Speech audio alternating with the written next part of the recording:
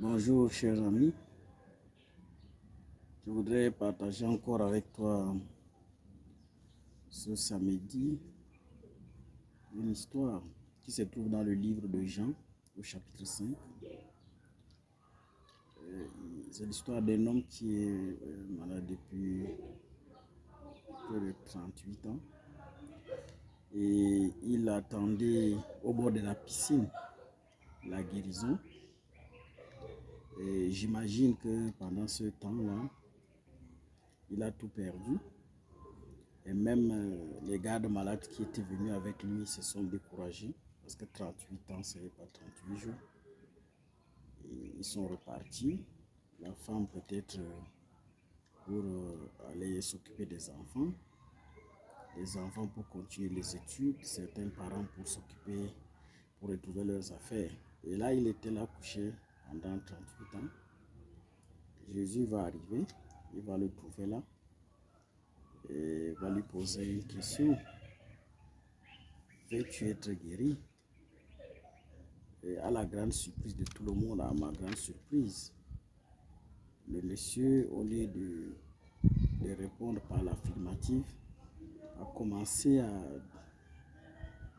donner des raisons pour lesquelles, jusqu'à l'heure actuelle, depuis 38 ans, il n'a pas pu recevoir la guérison. Cette histoire que vous allez lire dans le livre de Jean, je l'ai dit, au chapitre 5, nous apprend plusieurs leçons. Nous aussi, nous sommes des malades. Peut-être pas des malades physiques, peut-être pas seulement des malades spirituels et des malades sociaux, mais dans tous les cas, étant un être humain, nous avons des soucis, nous avons des problèmes et nous nous trouvons dans cette situation où il faudrait que Jésus-Christ lui-même vienne nous délivrer. Mais la bonne nouvelle, c'est que Jésus vient tous les jours, tous les temps. Il vient à chaque instant parler à nos cœurs à travers les différents sermons que nous écoutons, à travers des conseils, à travers la lecture de la Bible, la lecture quotidienne, l'étude quotidienne de la Bible. Mais nous raisonnons un peu à peu près comme ce monsieur. C'est-à-dire, au lieu de dire ce qui nous touche concrètement à Jésus et lui demander son pardon, la restauration, la guérison, l'aide dans les projets, sa bénédiction, nous nous mettons à donner des raisonnements, à chercher des raisonnements. Dieu nous dit dans le livre d'Ésaïe au chapitre 55, verset 8, que ses pensées ne sont pas nos pensées et ses voix ne sont pas ses voix.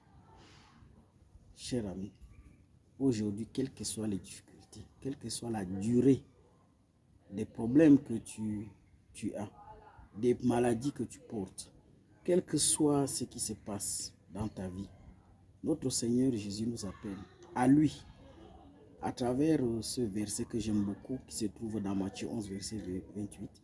Venez à moi, vous tous qui êtes fatigués et chargés, et je vous donnerai du repos.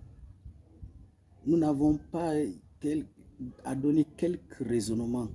Nous n'avons pas à donner quelques raisons sur notre état de pécheur. Nous n'avons pas à raisonner notre Seigneur Jésus-Christ. Nous n'avons qu'à quoi? À accepter par la foi ce qu'il nous demande de faire. Et en retour, nous aurons cette restauration.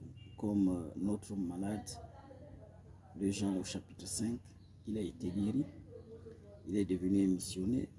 Et depuis ce jour-là, il n'a jamais cessé une communion entre non seulement lui et son Dieu, mais entre lui et ses frères et sœurs. Ma prière pour toi, c'est que quelles que soient les difficultés dans lesquelles tu traverses, par lesquelles tu passes, sache que Jésus-Christ est là. Il est près de toi. Et il te pose la même question. Veux-tu être guéri? Veux-tu être restauré? Veux-tu être pardonné? Veux-tu être délivré? Par la foi, dites-lui, Seigneur, oui, je veux être guéri. Et il le fera. Il le fera certainement pour sa gloire et pour ton bonheur. Notre Dieu reste fidèle. S'il n'a pas épargné Jésus-Christ de la mort, à cause de l'amour qu'il a pour nous, rien ne va l'empêcher de nous venir non seulement en aide, mais de nous restaurer à son image. Merci. Faites confiance à Jésus. Faisons confiance à Jésus et tu seras guéri. Bonsoir.